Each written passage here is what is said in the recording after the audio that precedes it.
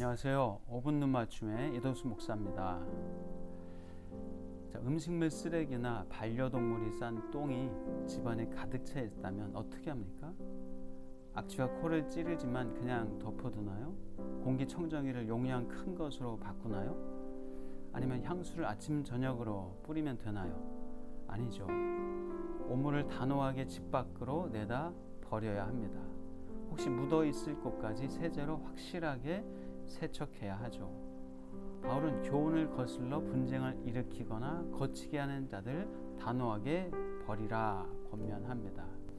형제들아, 내가 너희를 권하노니 너희가 배운 교훈을 거슬러 분쟁을 일으키거나 거치게 하는 자들 살피고 그들에게서 떠나라. 배운 교훈을 거스리는 자들을 떠나라고 합니다. 그렇다면 배운 교훈이란 무엇인가요? 복음이며 예수 그리스도입니다. 우리는 예수를 믿음으로 말미암아 구원받습니다. 율법이나 선행이나 공로나 그 어떤 인간적인 노력으로 구원받을 수 없습니다. 인간은 다 죄인이기 때문에 죄를 해결할 능력과 자격이 없기 때문입니다. 예수 그리스도밖에는 구원의 길이 없죠. 이것이 복음입니다. 당시 거짓 교사들은 예수를 믿는 것도 좋은데 율법과 할례를 행하여야 구원받는다고 주장합니다. 또 이단 영지주의자들은 영적인 지식으로 구원을 받는다는 잘못된 사상을 주장하는 것이죠. 그들은 복음을 거슬러서 분쟁을 일으키거나 성도들의 신앙을 올무에 걸리게 해서 성도들로 하여금 죄를 짓게 합니다. 예수님을 주로 믿지 않는 거짓 선생들은 달콤하고 유창하고 그럴듯한 말로 순진한 성도들의 마음을 속인 것이죠. 바울은 잘못된 교훈을 주장하는 사람들을 교훈하라, 책망하라 하기보다 떠나라고 합니다. 다른 성경 본문도 비슷합니다. 만일 누구든지 너희가 받은 것 외에 다른 복음을 전하면 저주를 받을지어다. 내 형제가 죄를 범하거든 가서 너와 그 사람과만 상대하여 권고하라. 만일 들으면 네가 네 형제를 얻은 것이요, 만일 듣지 않거든 한두 사람을 데리고 가서 두세 증인의 입으로 말마다 확증하게 하라. 만일 그들의 말도 듣지 않거든 교회에 말하고 교회의 말도 듣지 않거든 이방인과 세리와 같이 여기라 말씀합니다. 다른 복음을 전하는 이단들을 경계하고 분별해서 멀리해야 합니다. 그들을 책망하고 잘 가르쳐 보겠다고 하다가 공동체가 어려워질 수 있기 때문입니다. 바울은 그래서 단호하게 말합니다. 너희가 선한데 지혜롭고 악한데 미련하기를 원하노라.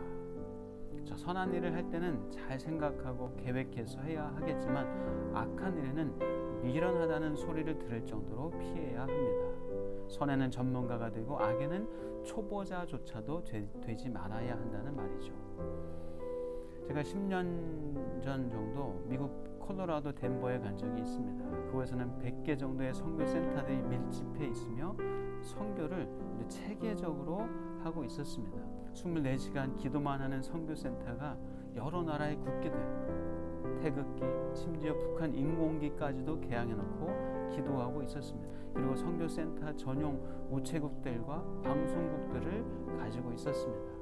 물류센터처럼 생긴 엄청나게 큰 규모의 선교센터에서 전도지, 전도 물품, 선교 편지 등을 보내는 자동화 라인이 구축되어 있는 것을 봤습니다. 지혜롭고 체계적으로 선교 활동을 하는 미국이 축복의 통로로 사용되는 것이 너무 부러웠습니다. 악에는 미련해야 하지만 이 N번방 같은 사건들이 치밀하게 계획되며 모방 범죄가 많아지고 있습니다. 그만큼 범죄도 더욱 지능화, 체계화되고 있다는 말이죠. 악한 것은 피하고 떠나야 합니다. 나중에 치워야지, 수위가 높아지면 끊어야지 하면 늦습니다. 놀라운 사실은 선한 일, 사람을 살리는 일, 구제와 봉사하는 일에 지혜롭게 집중하면 악한 일에는 미련하게 됩니다. 평강의 하나님께서 속히 사탄을 너희 발 아래에서 상하게 하시리라. 우리 주 예수의 은혜가 너희에게 있을지어다 말씀합니다. 예수님은 이미 승리하셨습니다. 우리도 예수님께 순종할 때 승리합니다. 선한 데는 지혜롭고 악한 데는 미련할 때에 진정한 평강을 얻습니다.